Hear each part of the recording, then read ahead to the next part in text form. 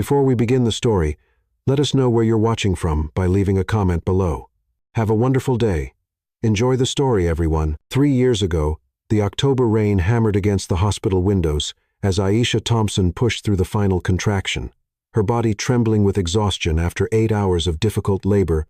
The fluorescent lights buzzed overhead, casting harsh shadows across her sweat-dampened face. In the delivery room's sterile brightness, she could hear the muffled voices of Jamal Carter's family arguing in the hallway, their raised voices penetrating even the thick walls. "Just breathe, baby," Jamal whispered. But his voice carried the familiar slur that meant he'd been drinking before coming to the hospital. His hand was clammy against hers, and she could smell whiskey beneath the sharp scent of hospital disinfectant. When Dr. Wynne finally placed the squirming newborn baby girl on Aisha's chest, time stopped. Lila Amara was tiny, dark hair still slick from birth, skin the rich golden brown that blended both parents, with a strong cry that announced her arrival to the entire maternity ward. "She's perfect," Aisha breathed, tears streaming down her cheeks as she touched her daughter's impossibly small fingers. Jamal stared down at his daughter, and for a moment, Aisha saw something soft cross his features. But then the door burst open, and Carla Carter swept in like a winter storm, her platinum hair styled despite the late hour. Behind her came Malik, Jamal's younger brother, his expression carefully neutral as always. "Well," Carla's voice was crisp as autumn air. "What is it?" "It's a girl, Mama," Jamal said quietly. "Lila Amara." The silence that followed felt endless. Carla's ice-blue eyes studied the baby, and Aisha watched her future mother-in law's face shift from expectation to something harder to define. "A girl," the words fell flat. "And she certainly takes after her mother's side, doesn't she?" Aisha's arms tightened protectively around Lila. The comment seemed innocent enough, but the undertone was unmistakable. "She's lovely," Aisha said firmly. Carla's gaze moved between mother and child, with cool assessment. "Well, I suppose children often surprise us with how they turn out." The nurse, a kind-faced black woman named Brenda, stepped between them with professional authority. "Visiting hours are over. Mom and baby need rest." But Aisha had caught the look that passed between Carla and Malik, a silent communication that made her blood chill. She'd seen that look before, during the engagement party when they discovered her family wasn't wealthy, during the wedding planning when they tried to minimize her family's involvement, during every family dinner where they'd made subtle comments about her background. 3 days later, Aisha was finally released from the clinic. The October air remained crisp as Jamal drove them home to the small house they'd rented on Oak Street, the same house where Carla had her own key and strong opinions about everything from Aisha's cooking to her choice of baby clothes. Aisha was still recovering, still adjusting to the overwhelming reality of motherhood, when she noticed Jamal's behavior shifting. He'd promised to take paternity leave, but started leaving for urgent meetings that lasted hours and seemed to require liquid courage. Carla's visits became daily occurrences, each one more critical than the last. "The baby cries constantly," Carla observed during one of her inspections, "and this house is chaotic. When I had my boys, everything was organized within days." "I just gave birth 3 weeks ago," Aisha said through gritted teeth, bouncing a fussy Lila while trying to sort laundry one-handed. That's hardly an excuse for disorder. The breaking point came on a gray October morning when Lila was 2 weeks old. Aisha woke to find Carla in the kitchen, holding Jamal's work shirt up to the light. "Smell this," Carla commanded, shoving the fabric toward Jamal, who sat hunched over black coffee with bloodshot eyes. Aisha caught the artificial scent, immediately cheap perfume that definitely wasn't hers. "I found this in your truck," Carla continued, producing a silver earring Aisha had never seen, along with this. "That's not mine," Aisha said immediately. But her words fell into a silence thick with accusation. Jamal's eyes, already clouded with alcohol and exhaustion, fixed on his wife with something that might have been hatred. "You've been cheating on me, Jamal." "No. I've been here with the baby. I haven't been anywhere." "Liat." His fist slammed against the kitchen table, making the coffee cups jump. "My mama found the evidence. You think I'm stupid?" Lila started crying from her bassinet in the living room, and Aisha's milk began to let down, soaking through her nightgown. The humiliation of it standing there in stained pajamas, leaking and exhausted, while her husband and his mother orchestrated her destruction nearly broke her. "I need to feed her," Aisha said, moving toward the living room. "Don't you walk away from me." Jamal's voice cracked like a whip. "I know what you are. I know what my mama warned me about your kind." The words hit like a physical blow. Aisha turned slowly, Lila's cries cutting through her heart. "My kind?" "Gold digging," Carla supplied helpfully. "I told Jamal from the beginning. Your people always want something they haven't earned." Aisha felt something fundamental break inside her chest. These people she tried so hard to please, whose approval she'd chased for 2 years of marriage, had never seen her as anything but a threat to their narrow world. "Get out," Jamal said, his voice deadly quiet. "Get out of my house. Jamal, please, the baby. She needs. I don't want to see either of you again." He pulled a piece of paper from his pocket. Something official-looking that Carla must have prepared. "Sign this, and maybe I won't call the police about your behavior." With shaking hands, Aisha read the document. It was filled with legal language she didn't understand, but it seemed to be some kind of separation agreement that waived her rights to support or property. "I'm not signing anything without a lawyer," she said. That's when Jamal grabbed her arm, his fingers digging into the tender flesh near her elbow. "You'll sign it, or I'll tell everyone about your cheating. Who do you think people will believe, me or some lying?" Lila's cries grew more desperate, and Aisha's body ached with the need to comfort her daughter. Exhausted, isolated, and terrified, she signed what was clearly something Carla had printed from the internet. Not real legal paperwork, but intimidating enough to work on an exhausted new mother. She wouldn't discover for 3 years that the document had no legal validity whatsoever.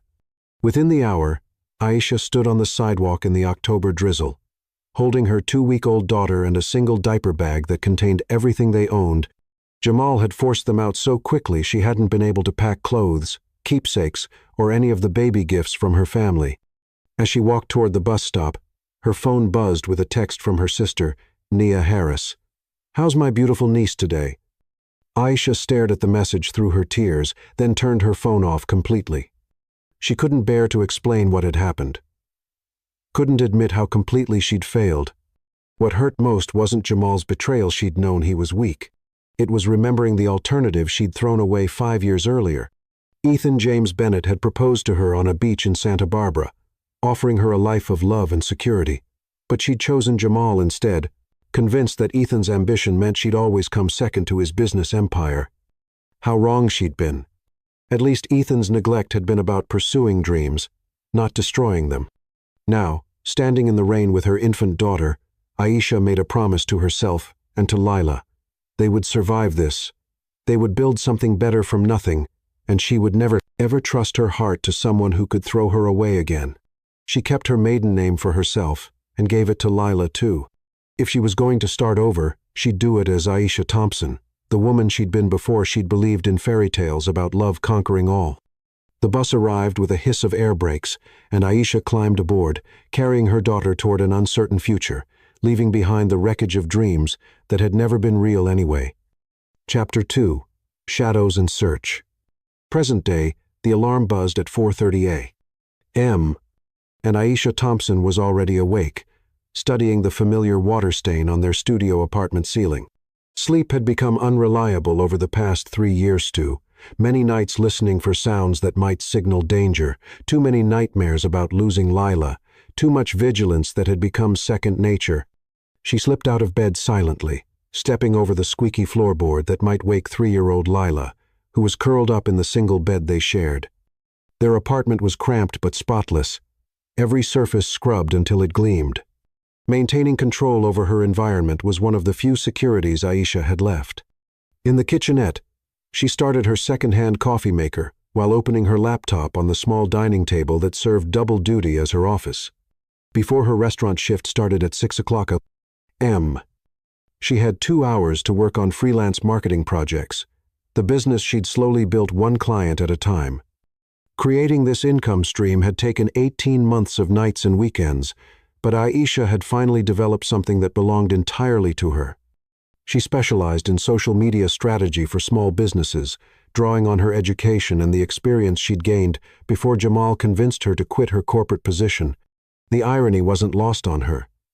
She was more skilled at her career now than when she'd had the luxury of a steady salary. Her phone showed 3 new project inquiries from potential clients who'd found her through referrals. Good.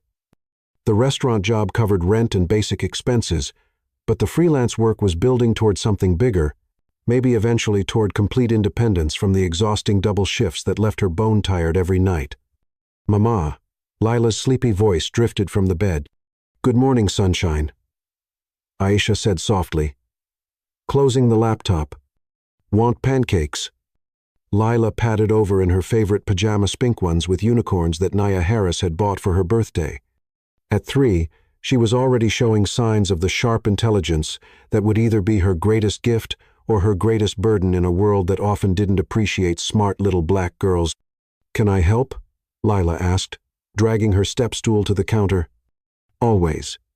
Aisha lifted her daughter up, breathing in the sweet scent of her hair. These morning moments were sacred, just the 2 of them before the world demanded her attention. While they mixed batter, Aisha's mind wandered to the safety checklist that ran constantly in her background thoughts. Door locked, windows secure, escape routes planned. Phone charged, pepper spray in purse, keys ready. The hypervigilance exhausted her, but it had kept them safe for 3 years. At 5:45, she walked Lila 3 blocks to her daycare, where Mrs. Lino relation to Dr. Lin watched 5 neighborhood children in exchange for reasonable rates that worked with Aisha's budget. The arrangement wasn't ideal, but Mrs. Lin was patient and kind, and Lila was learning social skills from the other children. "Be good for Mrs. Lin," Aisha said, kissing Lila's forehead. "I always am." Lila replied with the seriousness that sometimes made Aisha's heart ache. 3-year-olds shouldn't have to be serious. 12,200 miles away, Ethan James Bennett stood in his corner office on the 47th floor of the Bennett Tower, watching the sunrise paint Seattle's skyline in shades of gold and pink. He'd been there since 4 o'clock. Having given up on sleep around 2 o'clock adation, as would Hare, hesitation tapuli. When his mind wouldn't stop racing through acquisition details and market projections. Sleep had become optional since losing Aisha. Work filled the void where contentment used to live. His assistant, Leo Grant, knocked and entered with coffee and the resignation letter that had been sitting on Ethan's desk for a week, the 3rd one this month, from yet another employee who couldn't keep up with his relentless pace. "You know," Leo said, setting down the coffee with careful precision, normal CEOs sleep occasionally. Leo was one of the few people who could call Ethan out without consequences. Ethan had found him in foster care 10 years ago. A brilliant 18-year-old aging out of the system with a computer science degree and nowhere to go. Now Leo was his right hand, the closest thing Ethan had to family, and occasionally his conscience. "Sleep is overrated," Ethan muttered, signing the resignation letter with sharp strokes. "We'll promote Peterson to replace him." "Peterson quit last week." "Burnout." Ethan looked up sharply. "Since when?" "Since you've been demanding 18-hour days from everyone because you can't deal with your feelings about—" "Don't." Ethan's voice carried the warning that made board members nervous. "Just don't." Leo raised his hands in surrender, but his expression remained concerned. The investigators called again. Still nothing on Aisha Carter. For 18 months, Ethan had employed the best private investigation firm on the West Coast to find the woman who haunted his dreams. They'd searched credit reports, employment records, social media profiles, court documents, anything that might lead to Aisha Carter. The search had consumed resources and time, but Ethan couldn't let it go. He needed to know she was safe. He needed to know he hadn't completely destroyed the best thing in his life by choosing work over love.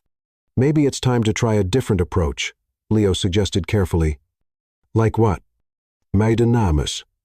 If she left her husband, which seems likely given what you've told me about him, she might have gone back to her original name. Ethan felt something electric shoot through his chest. In 18 months of searching, they'd never considered that Aisha might not be using Carter anymore. "Thompson," he said suddenly. Her maiden name was Thompson. Leo was already pulling out his phone. "I'll call the investigators." No. Ethan was reaching for his own phone, fingers moving faster than they had in months. I'll call them myself. Within hours, the investigators had found her. Aisha Thompson, employed at Lucinda's Kitchen in the Arts District, living at 1247 Pine Street, apartment 3B, single mother to Lila Amara Thompson, age 3. When Ethan saw the hospital record's birth certificate listing father as unknown, medical bills from the delivery that had gone into collections, no record of any Carter family involvement, the pieces of Aisha's story clicked into place with horrifying clarity. Jamal Carter had thrown out his wife and newborn daughter. Ethan's hands shook as he read the investigator's preliminary report. No child support payments. No contact between Jamal and his daughter. Rumors in Jamal's social circle that his ex-wife took off with some other man's kid. The lies made Ethan's vision blur with rage, but it was the financial records that broke his heart completely. Aisha had been surviving on restaurant wages and cash jobs, moving 3 times in 3 years, always just one emergency away from disaster. I need everything, Ethan told the investigator. Employment records, financial history, legal documents, medical records, everything. And I want a full background check on Jamal Carter and his family. That could take. Money is no object. I want to know what happened to her. And I want to know yesterday. Over the following weeks, the investigation revealed a story that made Ethan's controlled fury burn cold and bright. Jamal Carter's construction business had a pattern of safety violations and wage disputes that stretched back years. His mother, Carla, ran a charity that seemed to exist primarily to fund her lifestyle. Bank records showed suspicious cash deposits and transfers that suggested financial impropriety at minimum, fraud at worst. For 8 months, Ethan had been building a case that would destroy Jamal Carter completely. What had started as a search for Aisha had evolved into something larger when Ethan discovered the scope of Jamal's crimes against workers and the community. His forensic accountants had analyzed every aspect of Jamal's business dealings, finding a web of bid rigging, worker exploitation, and tax evasion that would make federal prosecutors very interested once they had enough evidence to act. The question now was whether Aisha would let him back into her life or whether she'd built walls too high for even his determination to scale. Standing in his office as evening fell over the city, Ethan made a decision that would change everything. Tomorrow, he would walk into Lucinda's Kitchen and face the woman he'd never stopped loving. He only hoped she wouldn't run. Chapter 3. Recognition and Walls. The restaurant encounter. The lunch rush at Lucinda's Kitchen was winding down when Ethan James Bennett stepped through the front door.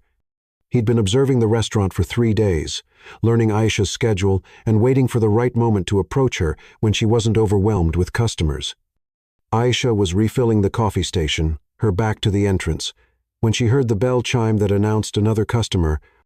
The familiar sound should have been routine. He'd heard it hundreds of times that day, but something made her turn around. Time seemed to slow. Standing in the doorway, scanning the small restaurant with those steel-gray eyes she remembered from 1,000 dreams, was Ethan. He looked older, more refined in his tailored charcoal suit, but she would have recognized the determined set of his jaw and the way he carried himself anywhere in the world. The coffee pot trembled in Aisha's suddenly unsteady hands. She managed to set it down without dropping it. But the metallic clink against the warming plate seemed to echo through the dining room. Every head in the restaurant turned toward the sound, but Aisha barely noticed. Her heart was racing so hard against her ribs that she felt dizzy. Ethan's eyes found hers across the dining room, and she watched recognition dawn on his face like sunrise. For a moment that felt like eternity, they simply stared at each other while the world continued spinning around them. Then panic hit her like a physical blow. He can't see me like this. Aisha was acutely aware of her appearance. The yellow Lucinda's Kitchen polo shirt that had seen better days, the black pants that were starting to fade from too many washings, the comfortable shoes that prioritized standing for 8 hours over style. Her hair was pulled back in a practical ponytail, and she wasn't wearing makeup because cosmetics were a luxury she couldn't afford. This wasn't how she'd imagined seeing Ethan again, in the rare moments when she'd allowed herself to imagine it at all. In her fantasies, she was successful and polished, proving that choosing Jamal over him hadn't destroyed her life. The reality was that she was a single mother, working double shifts just to keep her daughter fed and sheltered. "I've got it, Karita," said Maria, the elderly cook who'd become something like a mother figure to Aisha. She appeared with a mop and dustpan, her kind eyes concerned as she took in Aisha's pale face. "Take a breath." But Aisha couldn't breathe. The walls of the restaurant felt like they were closing in, and she could feel Ethan's gaze on her like a weight. She needed to get out, needed to run, needed to be anywhere but here where he could see how far she'd fallen. Without thinking, she bolted toward the back exit, pushing through the swinging doors that led to the kitchen and storage area. Behind her, she heard Maria's voice calling out, "Sir, we'll be right with you." But Aisha didn't stop. The alley behind Lucinda's kitchen smelled like garbage and disappointment. Aisha pressed her back against the brick wall, trying to calm her racing heart and quiet the voice in her head that whispered, "He can't know, he can't see, he can't find out about Lila." She'd built a life on invisibility, on staying beneath notice, on making sure that Jamal and his family could never track her down. Ethan's presence threatened all of that safety. "Aisha."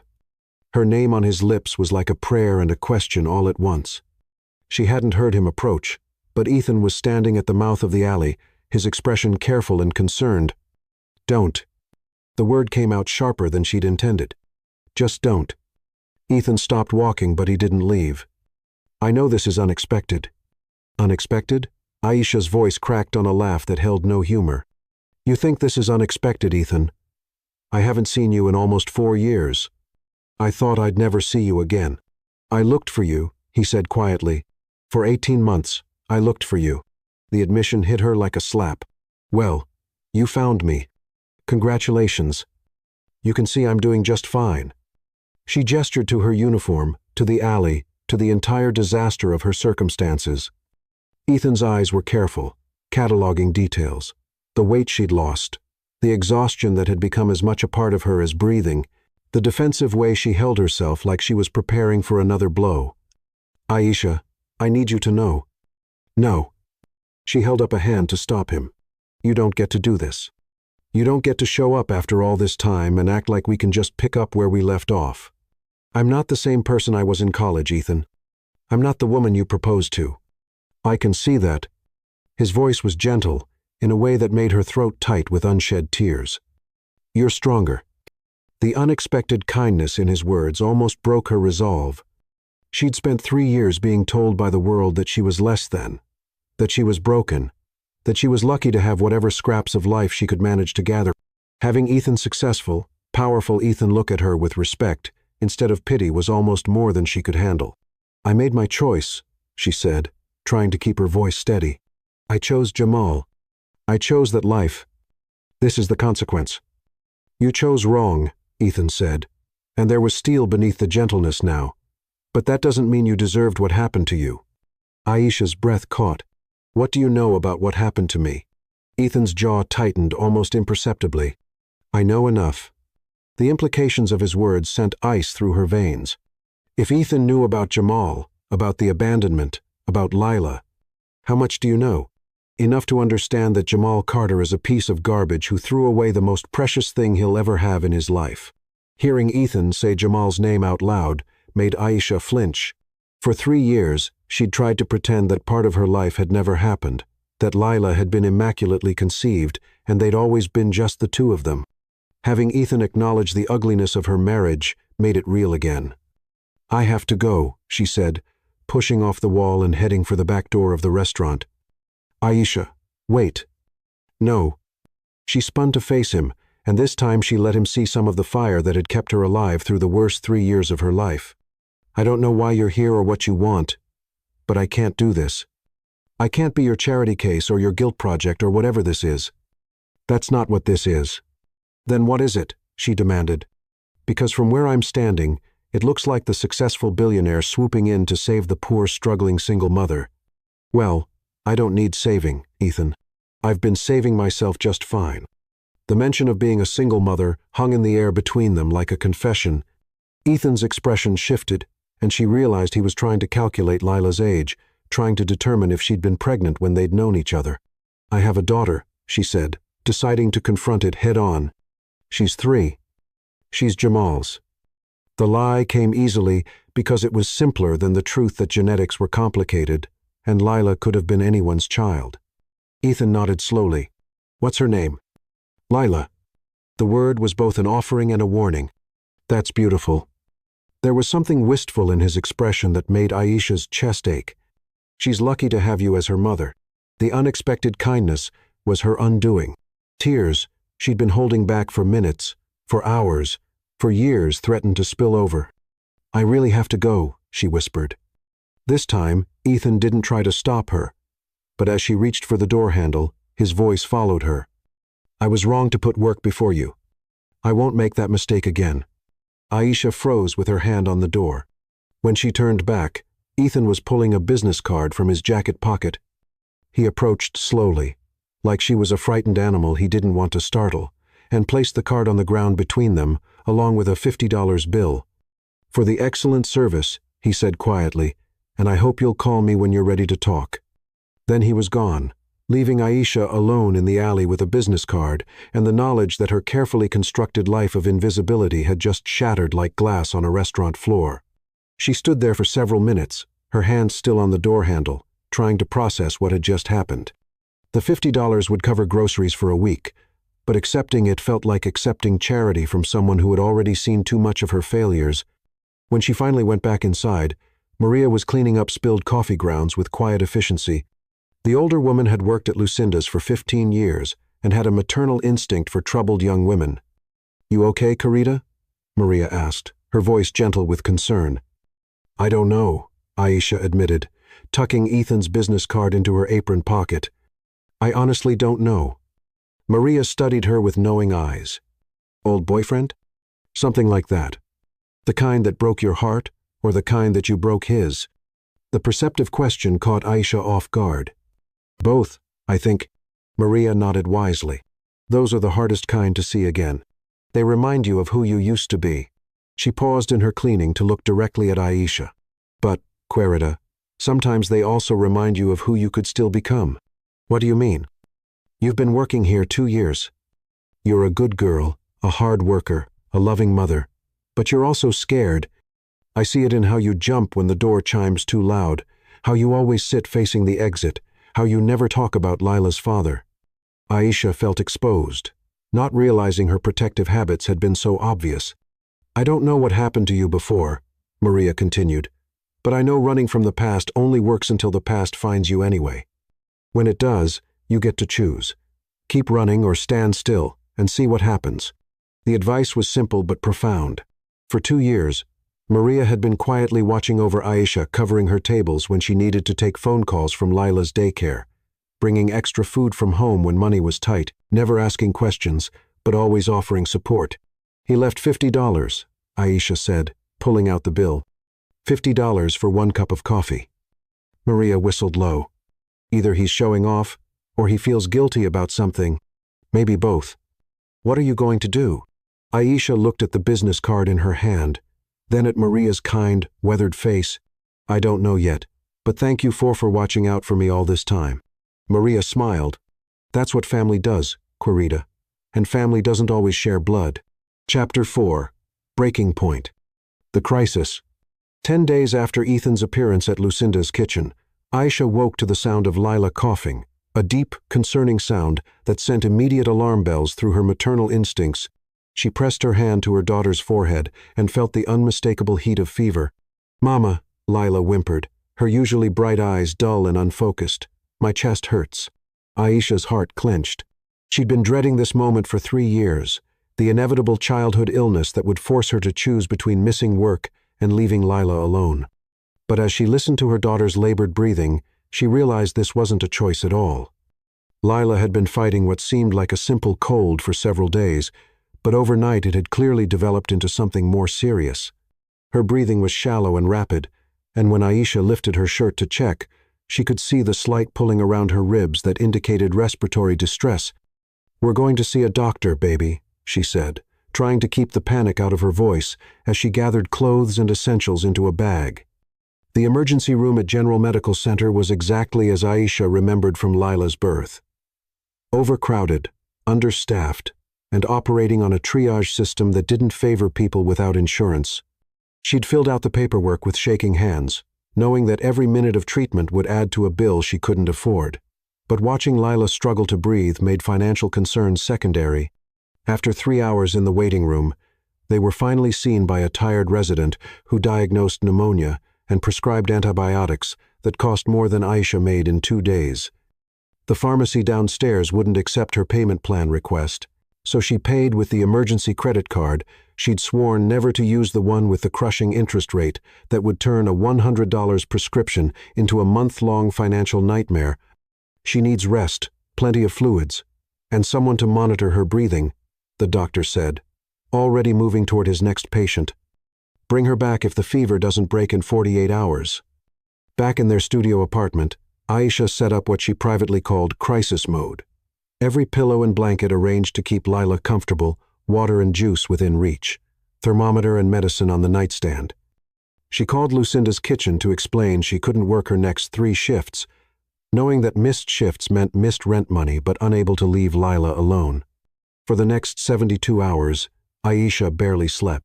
She sponged Lila down when the fever spiked, held her when coughing fits left her, exhausted and scared, and counted every labored breath in the dark hours before dawn, when her daughter's temperature seemed to climb no matter what she did. On the 3rd night, Lila's fever broke 103 degrees. Aisha bundled her daughter in a blanket and took a taxi to the emergency room, spending money she didn't have because she was too exhausted to think about bus routes and transfers.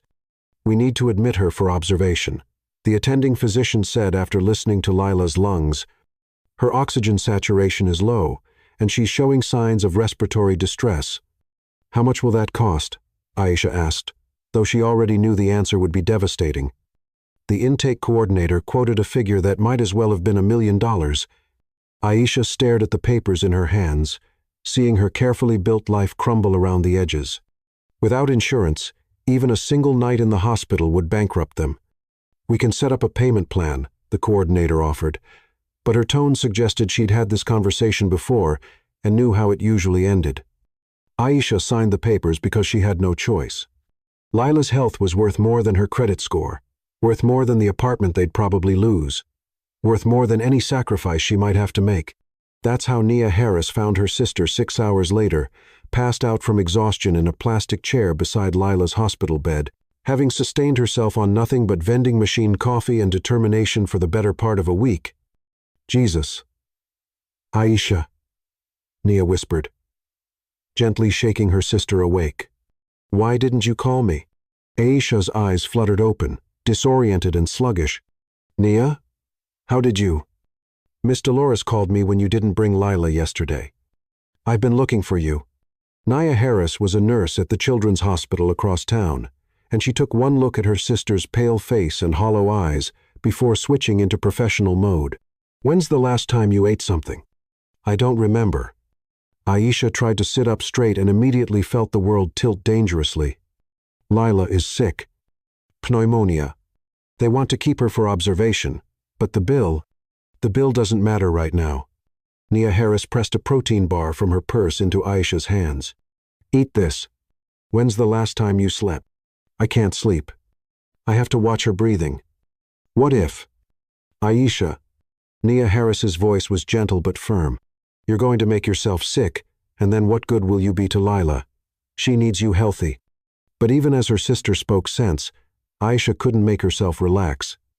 Every few minutes, she found herself checking Lila's chest to make sure it was still rising and falling, counting breaths, watching the monitors that tracked her daughter's vital signs. "I should have brought her in sooner," Aisha whispered. "I kept thinking it was just a cold that I couldn't afford." "Stop." Nia Harris took her sister's hand. "You did everything right. Pneumonia can develop quickly, in little ones. This isn't your fault." But Aisha couldn't shake the feeling that everything was falling apart. The medical bills, the missed work, the constant exhaustion. She'd been holding it all together through sheer force of will, and now that will was cracking under the pressure. That's when Leo Grant appeared in the doorway, carrying flowers and wearing the kind of expensive suit that didn't belong in a public hospital. "Excuse me," he said politely. "Are you Aisha Thompson?" Aisha's tired mind struggled to place him. He was young, maybe mid-20s, with kind eyes and an air of professional competence, I'm Leo Grant from Metropolitan Community Health Fund, he continued, producing an official-looking ID badge. We're a nonprofit that partners with hospitals to provide emergency medical assistance for families experiencing financial hardship. Your sister contacted us about your situation. Nia Harris looked confused. I didn't. Actually, Leo said smoothly. The hospital's social services department referred your case after seeing your insurance status. We'd like to cover your daughter's medical expenses and ensure she receives the best possible care. Aisha's exhausted mind couldn't process what he was offering. How much assistance? Complete coverage, Leo said simply. There would be some paperwork to authorize payment arrangements, but no out-of-pocket costs for you. Aisha looked at Nia Harris, who nodded encouragingly. Let them help, her sister whispered. Leo presented the authorization forms to both sisters. Since you're the mother, you'll need to sign here, he told Aisha. And since you listed your sister as emergency contact, we need her signature as witness to ensure everything is properly documented. Despite her exhaustion, Aisha read through the key points of the forms: authorization for a nonprofit to work with the hospital billing department, privacy waivers that would allow the fund to coordinate with healthcare providers, and financial agreements that placed no obligation on her family.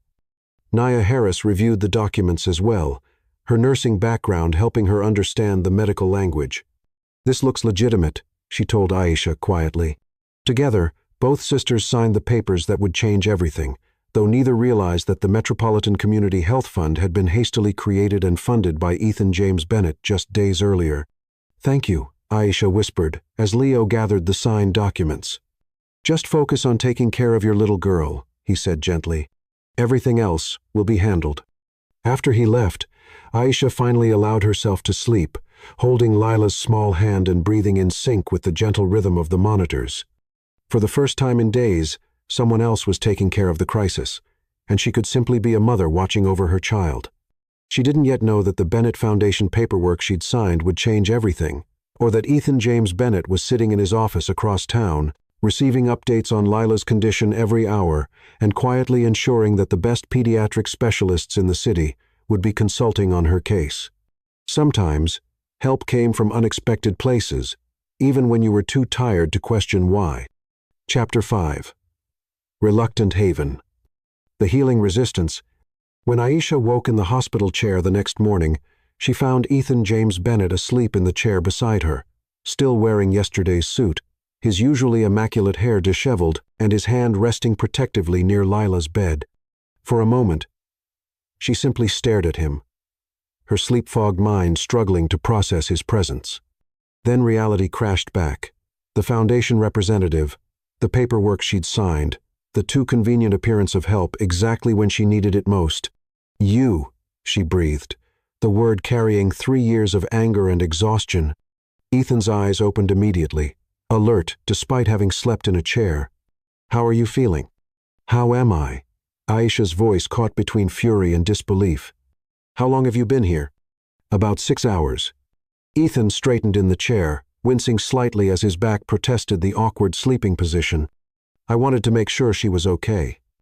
Aisha looked at her daughter, whose breathing had finally settled into a natural rhythm, the oxygen mask removed and her fever broken. Relief flooded through her before anger could take its place.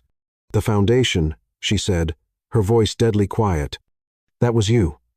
It wasn't a question, and Ethan didn't try to deny it. Yes. I signed those papers thinking I was accepting help from strangers. Aisha's hands clenched into fists. You deceived me. I helped you. Ethan's voice was calm, but she could see tension in the line of his shoulders. Lila needed medical care, and you couldn't afford it. The details of how that happened seemed less important than making sure she got what she needed. The details? Aisha stood up so quickly that the chair rolled backward. The details matter, Ethan. I don't want your help. I don't want your money. I don't want you here. Mama. Lila's small voice interrupted their argument. She was awake, looking between the two adults with the wide-eyed confusion of a child who sensed conflict but didn't understand it. Aisha immediately switched into mother mode, her voice gentle as she moved to Lila's bedside. Hey, baby, how are you feeling? Better, Lila said, though her voice was still hoarse from coughing. Her eyes drifted to Ethan with curious interest. "Who's that man?" Aisha felt Ethan's presence like heat behind her, but she focused on her daughter. "He's someone Mama used to know." "I'm Ethan," he said quietly, not moving closer, but making his voice soft and non-threatening. "I'm glad you're feeling better." Lila studied him with the frank assessment that only 3-year-olds could manage. "You look sad." The observation was so unexpected and accurate that Aisha felt something shift in her chest. She glanced back at Ethan and saw that Lila was right. Beneath his composed exterior, there was a deep sadness that she'd missed in her own anger. "Sometimes grown-ups look sad," Lila continued with matter-of-fact wisdom. "Mama looks sad sometimes too." The simple truth of it hung in the air between them. Aisha realized that her daughter had been watching her more closely than she'd thought, seeing through the brave face she tried to maintain.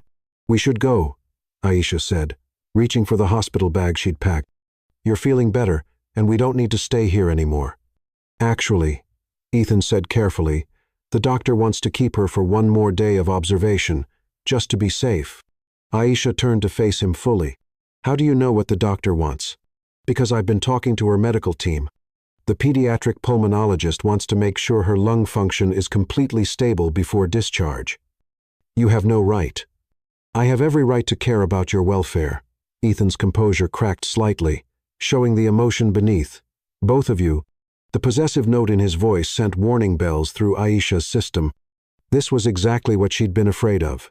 Ethan's money and influence taking control of her life, making decisions about her and Lila without her consent. "No," she said firmly. "You don't get to do this. You don't get to swoop in and take over just because you have money and connections. That's not what I'm doing." "Then what are you doing, Ethan?" "Because from where I'm standing, it looks like you're using my daughter's illness to insert yourself into our lives." Ethan was quiet for a long moment, his gray eyes studying her face. When he spoke, his voice was careful and measured. "I'm trying to take care of the people I love." The admission hung between them like a bridge. Neither of them was ready to cross. Aisha felt her breath catch, but she forced herself to maintain her defensive stance. "You don't love us," she said. "You don't even know us anymore. I know that you've been working double shifts to keep a roof over Lila's head. I know that you've been living paycheck to paycheck, one emergency away from disaster. I know that you haven't bought yourself new clothes in 2 years because every dollar goes to taking care of your daughter." Ethan's voice was quiet, but relentless. "I know that you've been carrying this burden alone for 3 years, and you're exhausted." Each observation hit like a physical blow because they were all true. Aisha had thought she'd been hiding her struggles better than that. "How do you know all of that?" "Because I've been watching over you." Ethan's honesty was brutal and gentle at the same time. Not stalking, not intruding, just making sure you were safe. "For how long?" 6 months. Aisha sank back into the hospital chair, overwhelmed by the implications. "You've been watching me for 6 months, and you're just now making contact?" "I was building a case." "A case for what?" Ethan's expression hardened with something that looked like controlled fury.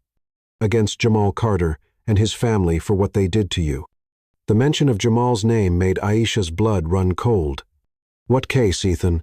What are you talking about?" "Later," he said, glancing meaningfully at Lila, who was listening to their conversation with rapt attention. "We need to focus on getting her healthy first." Aisha wanted to argue, wanted to demand answers, but Lila was looking between them with growing anxiety, and the last thing she wanted was to upset her daughter while she was still recovering. "Fine," she said. "But after she's released, I want answers. I want to know exactly what you think you're doing, and then I want you to leave us alone." "Okay." Ethan agreed, though something in his expression suggested he had no intention of disappearing from their lives again. Dr. Lynn, the pediatric pulmonologist, arrived for evening rounds and confirmed that Lila could be discharged the following morning if her overnight breathing studies looked good. She was a kind woman who spoke directly to Lila rather than over her head, explaining in simple terms how her lungs were healing. "You're a very brave girl, doctor," Lynn told Lila. "Your mama has taken excellent care of you." After the doctor left, an uncomfortable silence settled over the hospital room. Lila was getting tired again, the lingering effects of illness making her drowsy, but she was fighting sleep. "I don't want to go back to sleep," she whispered to Aisha. "What if the coughing comes back?" Aisha's heart broke a little. Lila had been frightened by her own illness, and now sleep felt dangerous to her. "I'll stay right here," Aisha promised. "I won't leave your side." "Can the man stay too?" Lila asked, unexpectedly. "He has kind hands." Aisha looked at Ethan, who had indeed been careful and gentle in his interactions with Leelaneva, reaching toward her without permission, never speaking too loudly or moving too quickly. "If your mama says it's okay," Ethan said quietly. Aisha wanted to say no, wanted to maintain the boundaries she'd tried to establish, but Lila was looking at her with hopeful eyes, and she was still weak and scared. Sometimes, being a good mother meant putting aside personal feelings for a child's comfort. "Okay," she said reluctantly. "He can stay." As Lila finally drifted off to sleep, her small hand holding onto Ethan's finger with surprising trust, Aisha found herself studying the man she'd once loved. There were new lines around his eyes, a weight to his shoulders that hadn't been there in college, and something in his expression when he looked at Lila that made her chest tight with complicated emotions. Whatever Ethan was planning, whatever case he was building against Jamal, it was clear that his feelings for her and now for Lila were real. The question was whether that made him more dangerous or less. Chapter 6: Evidence and Confessions. The investigation unfolds. The guest cottage on Ethan's estate felt like stepping into another world. Aisha had agreed to let him bring them there only because Lila needed a quiet place to recover, and their studio apartment with its thin walls and noisy neighbors wasn't conducive to healing. She'd set strict conditions: separate bedrooms, temporary arrangement only, and she would pay rent with her freelance marketing income. Ethan had accepted her terms without argument, though Aisha suspected he was humoring her rather than truly agreeing to treat this as a business arrangement. The cottage itself was beautiful without being ostentatious: exposed wooden beams, comfortable furniture, a kitchen stocked with more food than Aisha had seen in one place since before Lila was born. French doors opened onto a garden where Lila could play safely, and the master bedroom had a reading nook, perfect for a recovering 3-year-old who needed quiet entertainment. It had been 3 days since they'd left the hospital, and Lila was steadily improving. Her appetite was returning, her energy levels were slowly climbing, and the frightening cough that had sent them to the emergency room was finally fading. She'd taken to Ethan with the easy acceptance of childhood, calling him Ethan and showing him her books and drawings with increasing confidence. Aisha was less adaptable.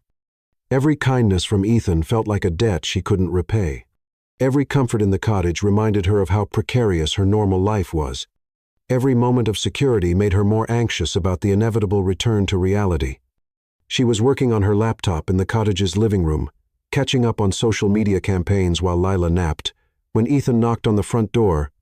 He'd been giving them space since they'd arrived, checking in each morning and evening, but otherwise respecting the boundaries she'd established. "Come in," she called, not looking up from her screen. Ethan entered, carrying a manila envelope thick with documents. His expression was serious in a way that made Aisha's stomach clench with foreboding. "We need to talk," he said. "Lila is sleeping.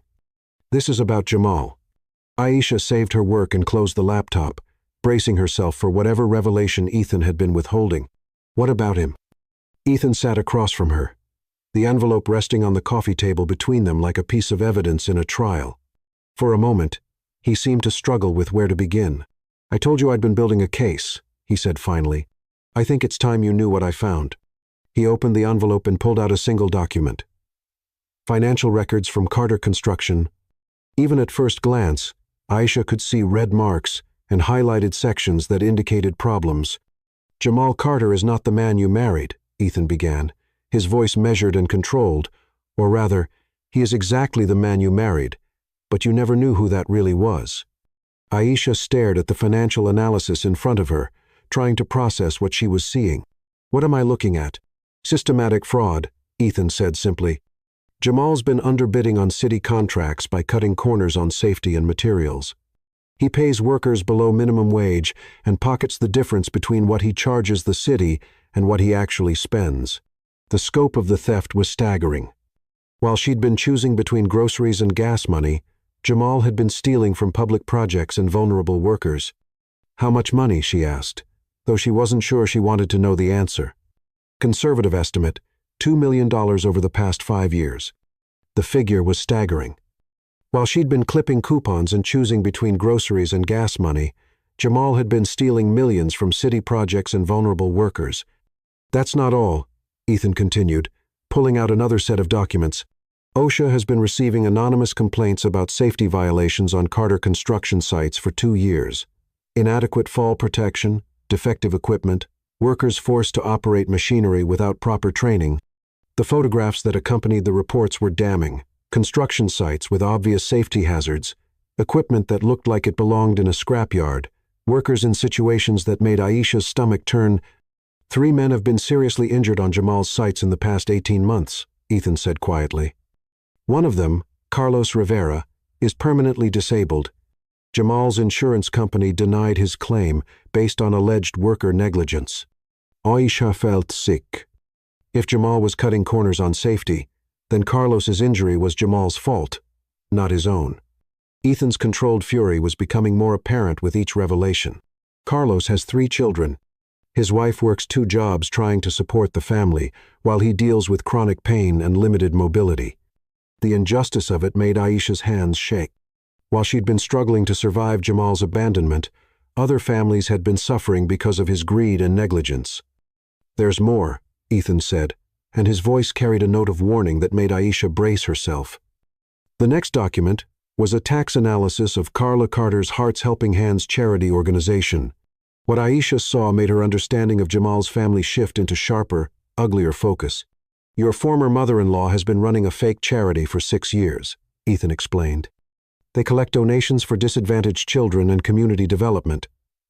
But 90% of the money goes to administrative costs, which means Carla's salary, travel expenses, and personal purchases." The paper trail was extensive. Carla had used charity funds to pay for luxury vacations, high-end clothing, jewelry, and even home renovations. She'd bought designer handbags with money donated by well-meaning church congregations who thought they were helping children in need. She's stolen approximately $400,000 from people who were trying to do good in their community, Ethan said, and she's been claiming tax deductions for charitable work while living off the donations. Aisha felt something cold and hard settle in her chest. "They destroyed me for being poor, while they were literally stealing from poor people." Yes. The simple confirmation hit harder than a longer explanation would have. Carla Carter had looked down on Aisha for her working-class background while simultaneously stealing from the working class. She'd called Aisha a gold digger while she was literally digging gold from charity donations. "How did you find all of this?" Aisha asked. "Forensic accountants, private investigators, and public records research," Ethan replied. "Most of this information was hiding in plain sight once we knew where to look. Jamal and his family got careless because they thought they were untouchable." Ethan pulled out another document.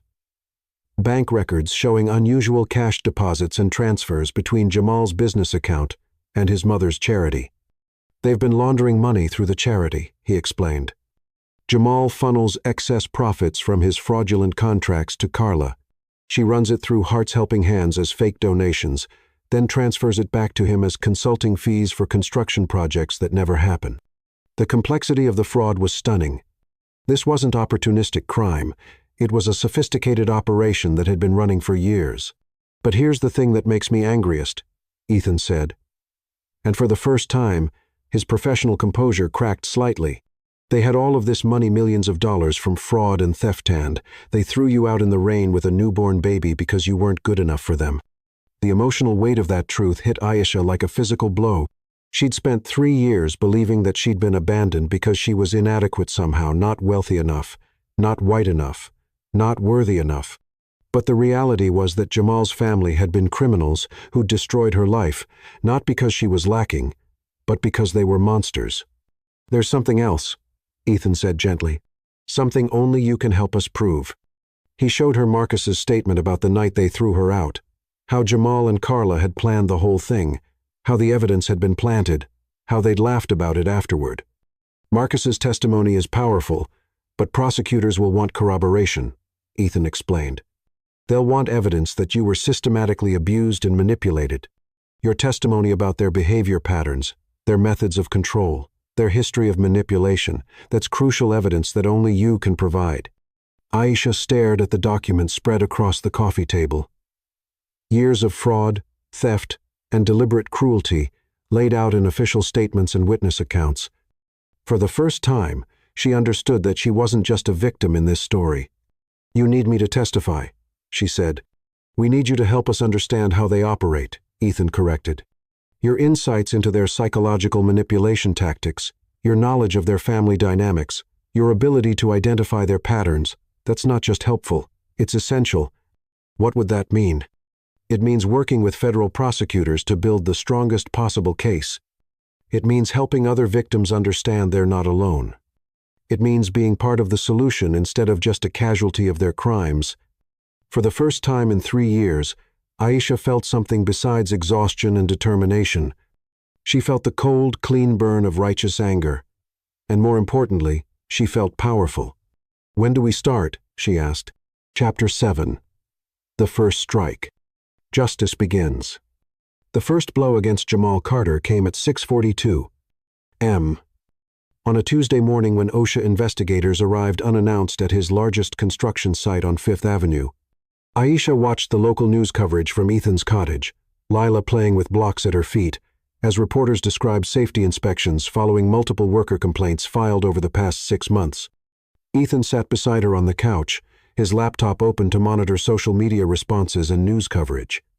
This wasn't the coordinated media blitz Aisha had expected. It was a single, carefully planned inspection that had drawn attention because of Jamal's confrontational response to the investigators. "How did you arrange this timing?" Aisha asked, watching Jamal argue with an OSHA inspector on the morning news. 6 months of documentation," Ethan replied, scrolling through real-time social media posts about the inspection. "The investigation was triggered by legitimate safety complaints from workers. We just made sure those complaints were properly documented and reached the right people at the right time." On screen, Jamal appeared outside his construction site, his face red with rage as he gestured angrily at the OSHA inspector documenting violations. Even from a distance, Aisha could see the familiar signs of his escalating temper. The clenched fists, the aggressive posture, the way he invaded other people's personal space when frustrated. The inspector, a middle-aged woman with 30 years of experience, remained calm while photographing equipment violations and interviewing workers. "Mr. Carter," a reporter called out, "how do you respond to allegations of safety violations on your sites?" "This is harassment," Jamal shouted, pointing at the camera with the same aggressive finger-pointing Aisha remembered from their worst fights. "Someone's targeting my business, and I'm going to find out who. These are trumped-up charges from disgruntled employees who want to blame their own incompetence on my company." Aisha felt a chill of old fear watching him lose control on television. This was the Jamal she remembered from their marriage, irrational, paranoid, and looking for someone to blame for his own failures. But something in his eyes suggested that, beneath the public outburst, his mind was already working on a different level, calculating his next moves even as he performed his injured victim routine for the cameras. "He knows someone's coming for him," she said quietly. "Let him know," Ethan replied, though his voice carried less satisfaction than Aisha had expected. "Fear makes people make mistakes." But Jamal's paranoia proved more problematic than Ethan had anticipated. Rather than the immediate social media outburst they'd expected, Jamal went silent for 3 days, consulting with lawyers, hiring reputation specialists, and carefully crafting his response strategy. When he finally emerged publicly, it was with a calculated counterattack that caught everyone off guard. "We have a problem," Leo announced during an emergency meeting in Ethan's home office on Friday evening. He'd driven out from the city with urgent updates that couldn't wait for their regular Monday briefing. Aisha had joined the meeting despite Ethan's initial reluctance to involve her directly in the planning. She'd made it clear that she wouldn't be sidelined in her own story. If they were going after Jamal, she wanted to understand every risk and development. "Jamal's not reacting emotionally like we expected," Leo continued, spreading newspaper clippings and printed social media posts across Ethan's desk. "He's getting expert help, and it's effective." The evidence was damning. Jamal had hired Peterson and Associates, one of the city's most expensive reputation management firms, known for rehabilitating politicians and business executives caught in scandals. Within 72 hours, They'd crafted a narrative that painted Jamal as a hard-working small business owner being targeted by unnamed powerful interests. "Look at this," Leo said, showing them a professional video Jamal had posted on his company's social media accounts. In it, he appeared calm, reasonable, and dressed in work clothes instead of his usual expensive suits. The message was carefully crafted. He was a blue-collar entrepreneur, being attacked by wealthy elites who wanted to destroy honest American businesses.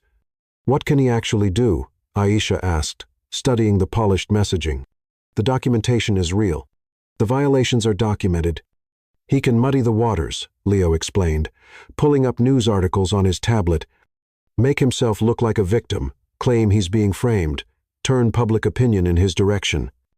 "And if he figures out who's behind the investigation, he can't touch us legally," Ethan said firmly, though Aisha noticed tension in his voice. "Everything we've done has been through proper channels, but he might try to retaliate in other ways," Leo continued, "especially if he discovers Aisha's involvement. And there's something else. He's filed preliminary paperwork for a defamation lawsuit against unnamed parties for what he claims is a coordinated harassment campaign." The room fell silent. A defamation lawsuit, even a frivolous one, could tie up the investigation in legal proceedings for months, while Jamal had time to destroy evidence and intimidate witnesses. "How strong is his legal position?" Ethan asked.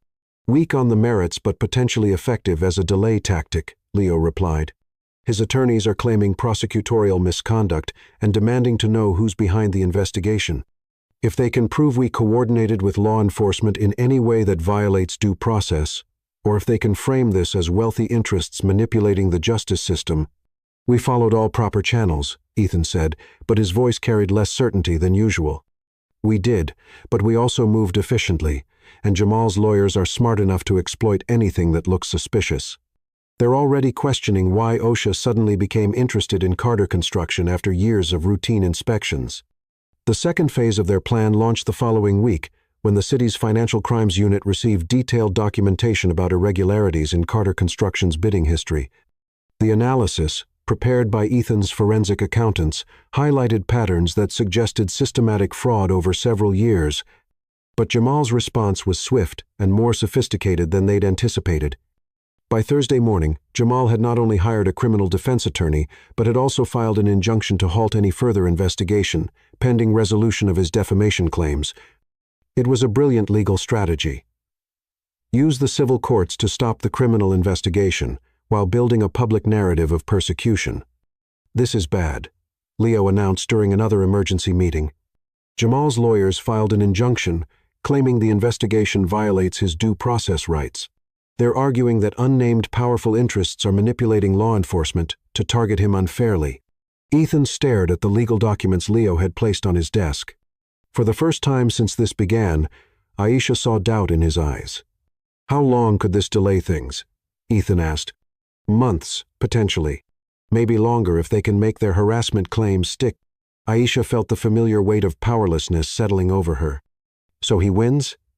"Not wins," Leo said carefully. "But he buys time to destroy evidence, intimidate witnesses, and build his victim narrative. And there's something else that's more concerning." Leo pulled out another document, a settlement offer letter. "Carlos Rivera is having second thoughts about his lawsuit. Jamal's people approached his family yesterday not with threats, but with a settlement offer, enough money to pay for his medical bills, ongoing care, and compensation for lost wages. They're being very smart about this. No intimidation, just a generous offer to make the problem go away quietly." The room fell silent again. Losing Carlos's testimony would severely weaken their case, and Ethan realized his strategic thinking had underestimated Jamal's ability to fight back effectively. "What did Carlos say?" Aisha asked. "He hasn't decided yet, but his wife is pushing him to take the money. She's tired of the stress, tired of fighting, and they genuinely need the financial security. From her perspective, taking a settlement that guarantees their family's future makes more sense than gambling on a lengthy legal battle that might not succeed." Ethan was quiet for a long moment, his jaw tight with controlled frustration. This was the one scenario he hadn't adequately planned for. Jamal being smart enough to use both the legal system and financial pressure defensively, instead of just lashing out emotionally. There's more, Leo continued reluctantly. 2 other injured workers who were ready to testify have also received settlement offers. Jamal's crisis management team is systematically identifying everyone who might speak against him and making it financially attractive for them to stay quiet. That's obstruction of justice, Aisha said. It's smart legal strategy, Leo corrected. Civil settlements with non-disclosure agreements aren't illegal, even if the timing is suspicious. Jamal's lawyers are being very careful to stay within legal boundaries while effectively neutralizing witnesses. The weight of Jamal's counterattack was becoming clear. He wasn't just fighting the investigation, he was dismantling it piece by piece, using professional legal and public relations strategies. We need to regroup, Ethan said finally, and for the first time since this began, his voice carried uncertainty.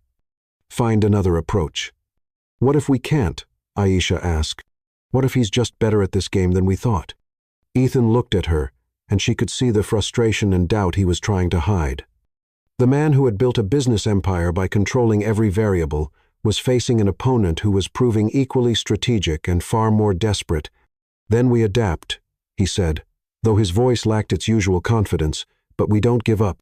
As Leo gathered his documents and prepared to leave, Aisha realized that justice wasn't guaranteed just because they had evidence and good intentions.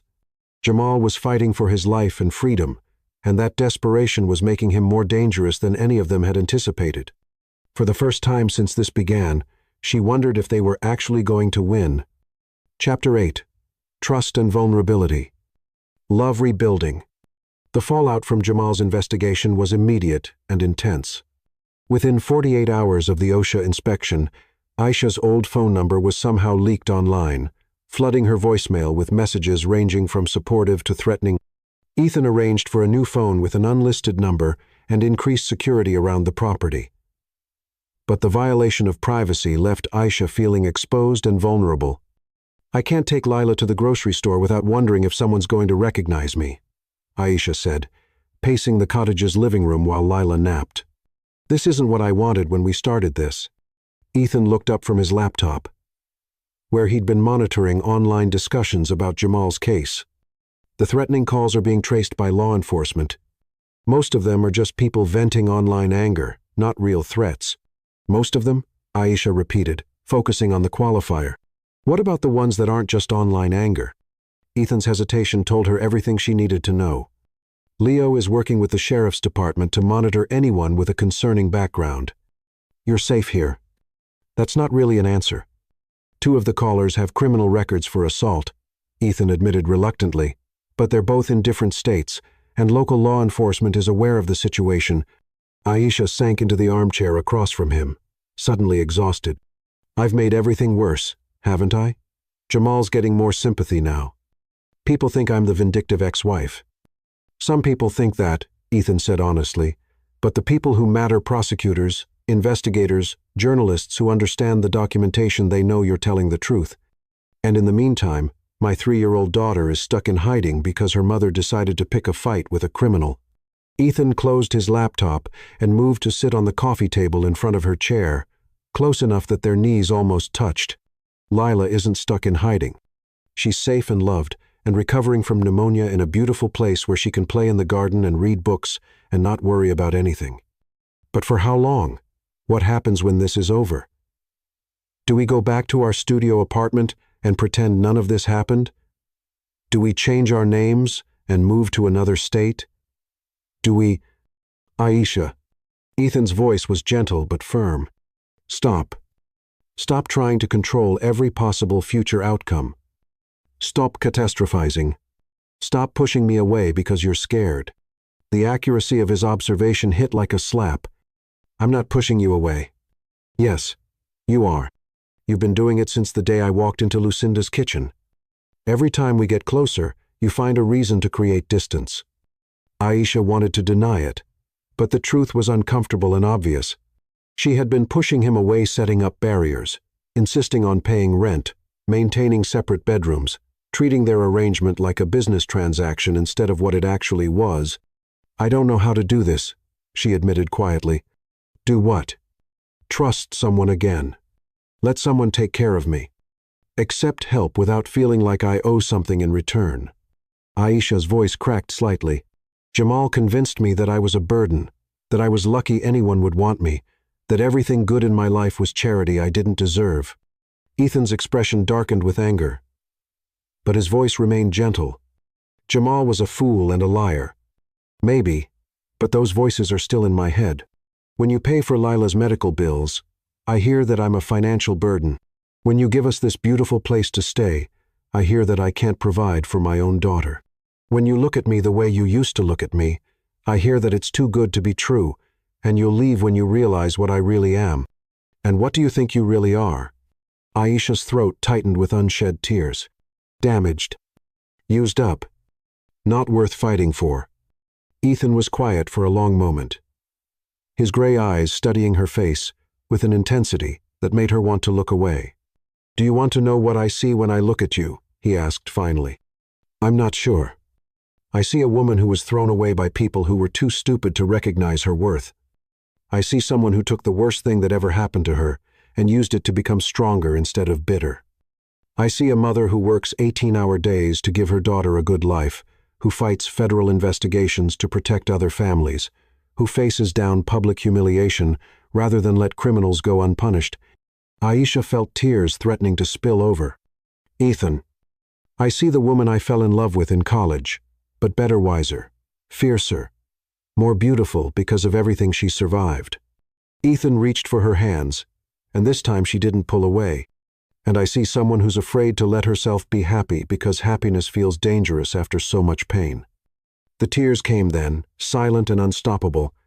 Ethan moved from the coffee table to sit beside her on the chair, pulling her against his chest while she cried for everything she'd lost, everything she'd endured, and everything she was afraid to hope for. "I don't know how to trust this," she whispered against his shoulder. "You don't have to trust it all at once," Ethan said, his hand stroking her hair. "Start small. Trust that I'm going to be here tomorrow. Trust that I won't hurt Lila. Trust that when I say I love you, I mean it without conditions or expectations. What if Jamal wins? What if the investigation falls apart and he comes after us? Then we deal with it together. But, Aisha, he's not going to win. The evidence is too strong, and too many people are watching now. He's done." They sat together in comfortable silence while Aisha processed the emotional weight of the conversation. For 3 years, she'd been carrying the burden of survival alone, making every decision based on worst-case scenarios and protective instincts. The idea of sharing that burden with someone else felt foreign and terrifying and wonderful all at once.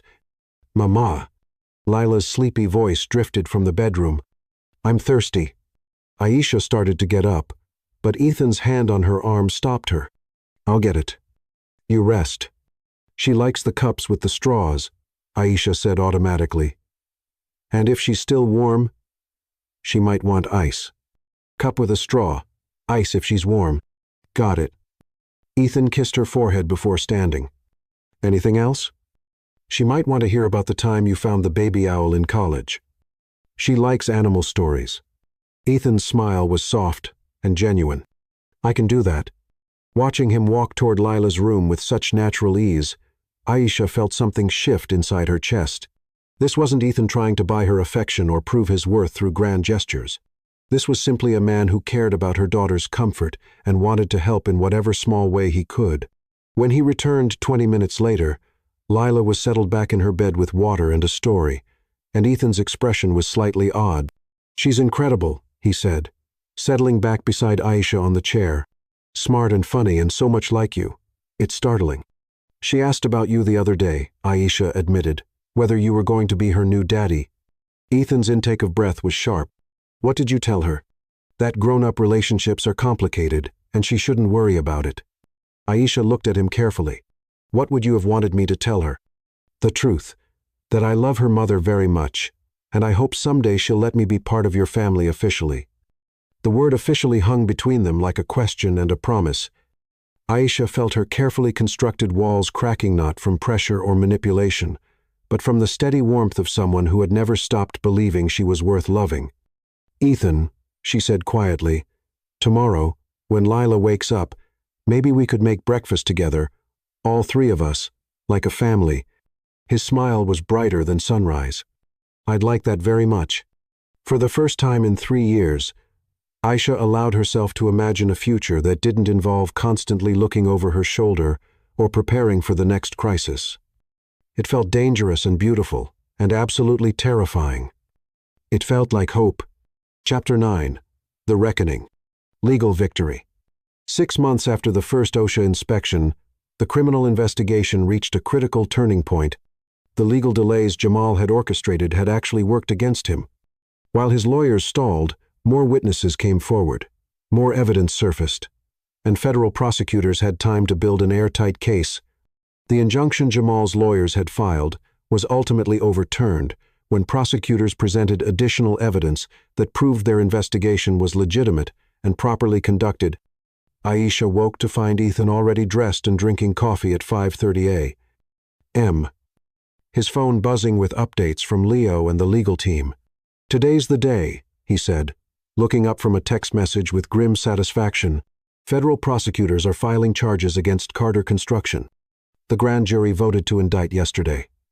Aisha felt her stomach clench with nervous energy.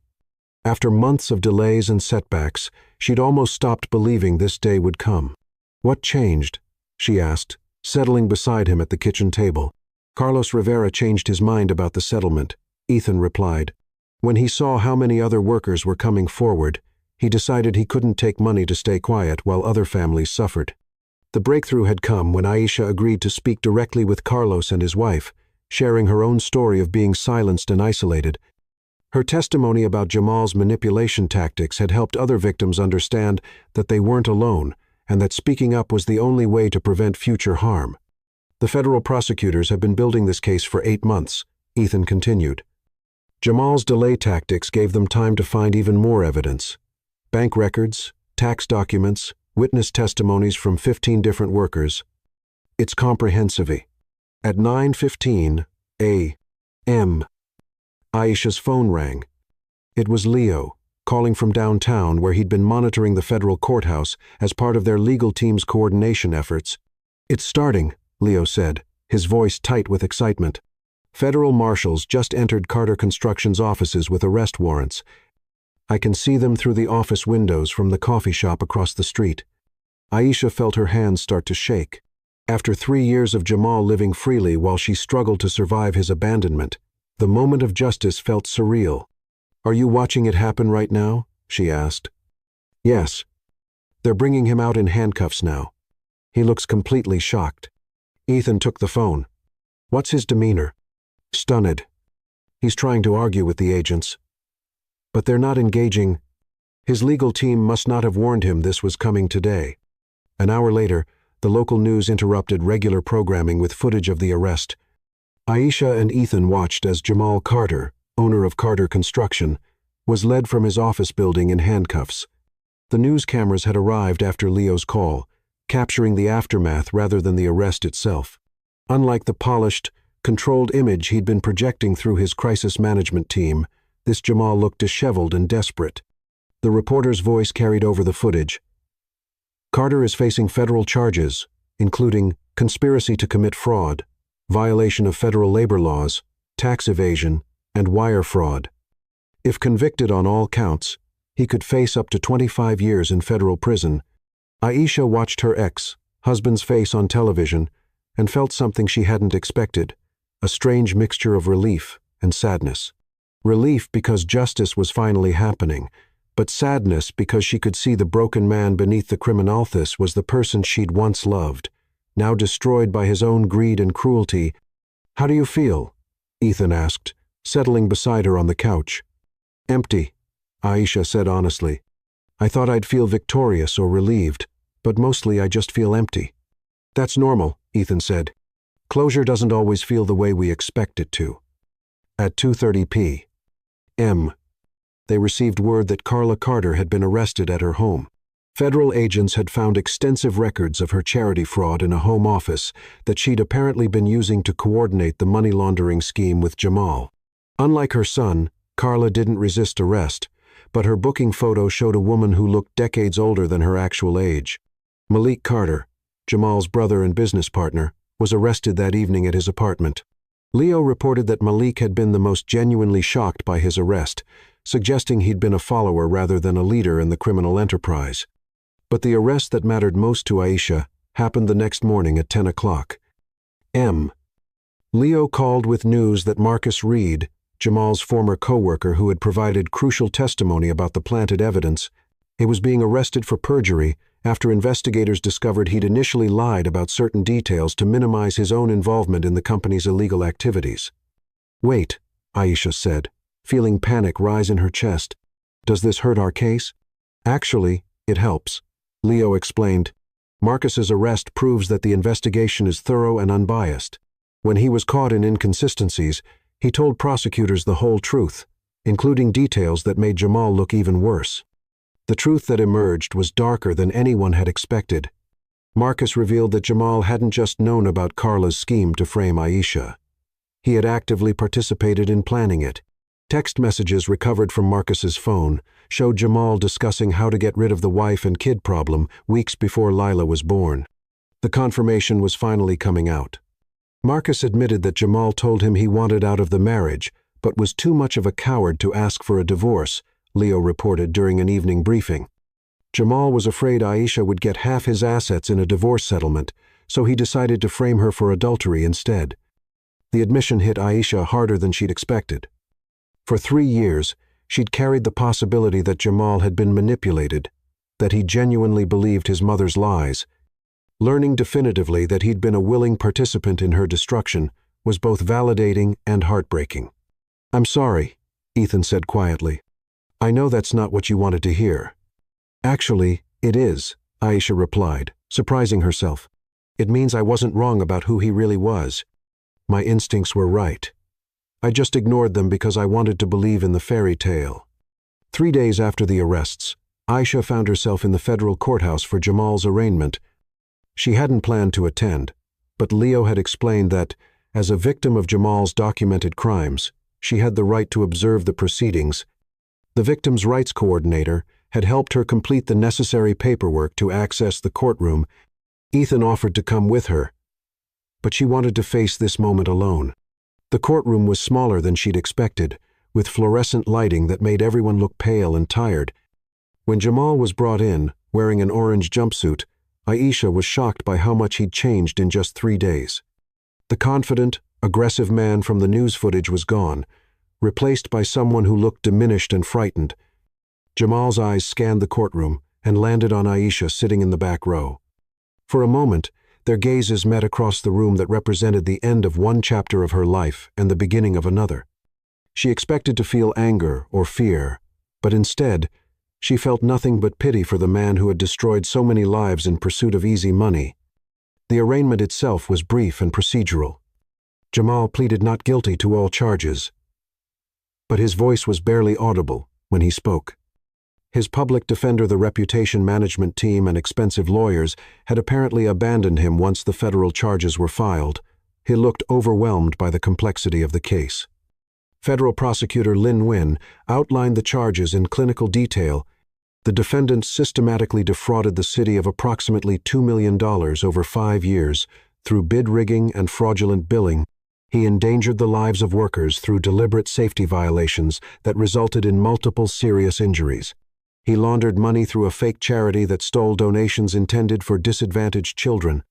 When prosecutor Nguyen mentioned the fake charity, Aisha saw Jamal's shoulders slump even further. The weight of his crimes, laid out in stark legal language, seemed to be crushing him in real time. Given the defendant's flight risk and the severity of the charges, Prosecutor Nguyen continued. The government requests that bail be denied. Jamal's lawyer made a brief argument for house arrest, but the judge wasn't convinced. The defendant has shown a pattern of manipulating witnesses and obstructing justice. Bail is denied. The defendant will remain in federal custody pending trial. As Jamal was led away in shackles, he looked back at Aisha one more time. This time, instead of the calculation or anger she'd seen in his eyes during their marriage, she saw something that looked like regret. Not regret for his crimes, she realized, but regret for being caught. Walking out of the courthouse into the afternoon sunlight, Aisha felt a weight lifting from her shoulders that she hadn't even realized she'd been carrying for 3 years. Jamal had lived freely while she struggled to survive his abandonment. Now, he would spend the next phase of his life in a federal prison cell, and she would spend hers building something beautiful with Ethan and Lila. Over the following month, plea negotiations took place behind closed doors. Jamal's new court-appointed attorney, recognizing the strength of the evidence against his client, advised him to accept whatever deal the prosecutors offered rather than risk a trial that he couldn't possibly win. The final plea hearing was scheduled for a Friday morning in December, 6 weeks after Jamal's initial arrest. This time, Ethan accompanied Aisha to the courthouse, understanding that she needed his support for this final confrontation with her past. Jamal looked even smaller and more worn down than he had during the arraignment. When he stood to address the court, his voice was barely audible. "I accept responsibility for my actions," he said, though the words sounded rehearsed rather than genuine. "I'm sorry for the harm I've caused." The judge accepted Jamal's plea deal, 8 years in federal prison, plus restitution to all affected workers and families. Carla received 3 years for her charity fraud. Malik, who had cooperated fully with investigators and demonstrated genuine remorse, received probation and community service. As the judge announced the sentences, Aisha felt something she hadn't experienced in 3 years: complete closure. The legal proceedings had finally given her the definitive end she needed to the Jamal Carter chapter of her life. Walking out of the courthouse for the last time, hand in hand with Ethan, Aisha realized that justice hadn't just been about punishment. It had been about validation. The legal system had confirmed what she'd always known. She wasn't the problem. Jamal was. She wasn't worthless. He was criminal. She hadn't deserved abandonment. He had deserved consequences. "How do you feel now?" Ethan asked as they stood on the courthouse steps. "Free," Aisha said. And for the first time in 3 years, the word felt completely true. "I feel free." Chapter 10. New Beginnings. The Wedding and Future. 3 months after Jamal's arrest, Ethan proposed in the cottage garden where Lila was picking flowers for a bouquet she was making because flowers make people happy. He got down on one knee while Lila giggled and clapped her hands, presenting a ring that was elegant without being ostentatious, a classic solitaire diamond with 2 smaller stones on either side. "The center stone represents us," Ethan explained, his voice slightly nervous despite his confidence. "The side stones represent our past and our future everything that brought us together and everything we're going to build." "What about me?" Lila asked, not understanding the significance but wanting to be included. Ethan reached into his pocket and pulled out a small jewelry box containing a delicate gold bracelet with a tiny heart charm. "This is for you, Lila. It means you're part of our family forever." Lila's squeal of delight was so loud that birds flew out of the nearby trees. She threw her arms around Ethan's neck and declared him the best Ethan in the whole world, which made both adults laugh through their tears. "Is that a yes?" Ethan asked Aisha, still kneeling in the garden dirt. "That's the biggest yes in the history of yes," Aisha replied, laughing as he slipped the ring onto her finger. They planned their wedding for 4 months later, enough time to handle the legal paperwork properly, plan a meaningful ceremony, and allow Aisha to testify at Jamal's sentencing first. She wanted that chapter of her life completely closed before beginning the new one. Jamal ultimately accepted a plea deal rather than face trial. 8 years in federal prison, plus restitution to all affected workers and families. His criminal conviction, combined with his documented abandonment of Lila and the fraudulent document he'd forced Aisha to sign, resulted in the complete termination of any parental rights he might have claimed. Carla received 3 years for her charity fraud. The legal proceedings finally gave Aisha the closure she needed. No one from the Carter family could ever threaten her or Lila again. Leo handled the wedding logistics with his usual efficiency, working with a local coordinator to transform the cottage garden into a ceremony space that looked like something from a fairy tale. Nia Harris flew in from Chicago to serve as maid of honor, bringing with her a wedding dress she'd secretly bought months earlier, just in case this day ever came. It was perfect, elegant, but not overly formal, with lace sleeves that covered the small scars on Aisha's arms from her hardest years and a flowing skirt that would photograph beautifully with Lila. The morning of the wedding, Aisha woke feeling surprisingly calm. She'd expected nerves or panic or the familiar anxiety that had become her constant companion, but instead, she felt peaceful and certain in a way she hadn't experienced since childhood. "How are you feeling, baby?" Nia Harris asked, helping her with the final touches of makeup. "Like I'm finally doing something right," Aisha replied honestly. "For the first time in years, I'm making a choice based on love instead of fear." Lila was beside herself with excitement, wearing a flower girl dress that made her look like a princess, and practicing walking slowly like a lady while carrying her basket of rose petals. She'd been talking about the wedding for days, telling everyone who would listen that she was going to have a daddy and a mama and a big house with a garden. The guest list was small, but meaningful. Nia Harris, Leo, Dr. Lynn, who had become a friend during Lila's recovery, Carlos Rivera and his family, who had become symbols of the justice they'd fought for, and a few of Ethan's closest business associates who had supported him through the investigation. Leo officiated the ceremony after getting ordained online specifically for the occasion. He'd written a service that acknowledged the unconventional path that had brought them together while focusing on the future they were choosing to build. "Marriage," Leo began, "is not about finding someone perfect. It's about finding someone whose imperfections complement your own, whose strength supports your weaknesses, and whose love makes you want to become the best version of yourself." When it came time for vows, Ethan spoke first, his voice steady and sure despite the emotion in his eyes. "Aisha, 5 years ago, I thought love meant grand gestures and perfect timing. I thought if I could just achieve enough, earn enough, build enough, I could create a life worthy of you. I was wrong. Love isn't about what you can provide, it's about showing up every day, especially when things are difficult." He looked at Lila, who was trying to stand still but bouncing slightly with excitement. "You taught me that family isn't just about blood or legal documents. It's about choosing each other, protecting each other, and creating something beautiful together. I promise to be the father Lila deserves, the partner you need, and the man who never again puts anything above the people he loves." Aisha's vows were shorter but no less meaningful. "Ethan, you found me when I was broken, and you never tried to fix me. You just loved me while I fixed myself. You showed Lila what a good man looks like, and you showed me that it's possible to trust again without losing myself in the process." She took a shaky breath, looking at the small gathering of people who had become their chosen family. "I promise to build something beautiful with you, not just a marriage, but a partnership that honors our past while embracing our future. I promise to love you with my whole heart, to trust you with our daughter's happiness, and to never again let fear make decisions for us." When Leo pronounced them husband and wife, Lila threw rose petals in the air and shouted, "Hooray!" With such enthusiasm that everyone burst into laughter. Ethan's kiss was gentle and reverent, tasting of promises kept and dreams fulfilled. The reception was held in Ethan's main house, where the dining room had been transformed with flowers from the garden and pictures chronicling their journey. College photos, pictures of Lila as a baby, recent images of the three of them building snowmen and reading books and becoming a family.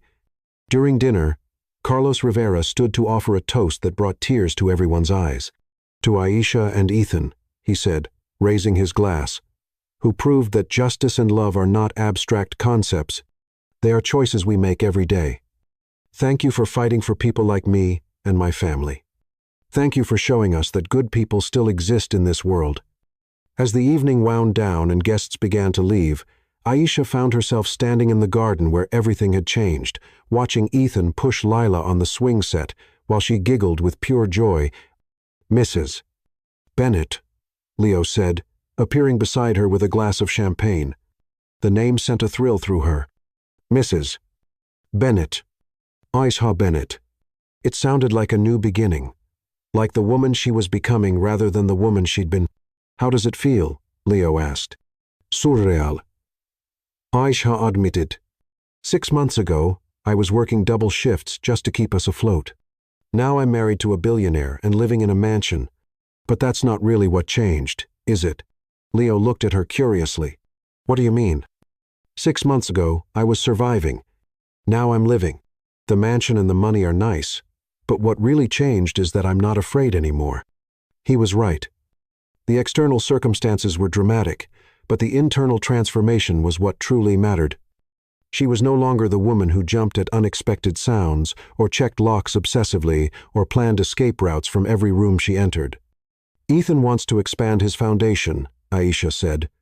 Create a comprehensive program for single mothers, rebuilding their lives after domestic situations.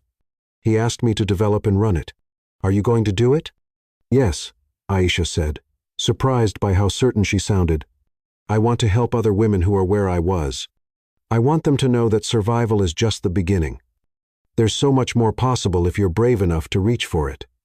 The program would include emergency housing assistance, job training, childcare support, and legal aid, everything Aisha wished she'd had access to during her darkest days. They already had commitments from local hospitals, legal clinics, and educational institutions to provide services. As the last guests departed and the three of them settled into their new life together, Aisha reflected on the journey that had brought them to this moment. Jamal Carter was serving an 8-year federal sentence. Carla's charity had been dissolved, and its assets distributed to legitimate organizations helping families in need. The construction industry had implemented stronger safety protocols to protect workers. Most importantly, families like Carlos's were getting the support they needed to rebuild their lives, and other women in situations like Aisha's had resources to help them start over safely.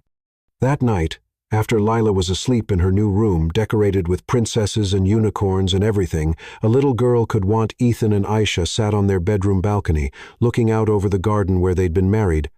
Any regrets? Ethan asked, taking her hand and running his thumb over her wedding ring. Only one, Aisha said, snuggling closer to him in the cool evening air. What's that? I regret that it took us so long to get here. She looked up at him with eyes that held no shadows, only love and possibility. But maybe we needed the journey to appreciate the destination. Ethan kissed her forehead, breathing in the scent of her hair and the promise of all their tomorrows. Diamond hearts never break, he whispered. They just get stronger. And in the distance, they could hear the gentle sound of their daughter's peaceful breathing, safe and loved and surrounded by the kind of family that chooses each other every single day.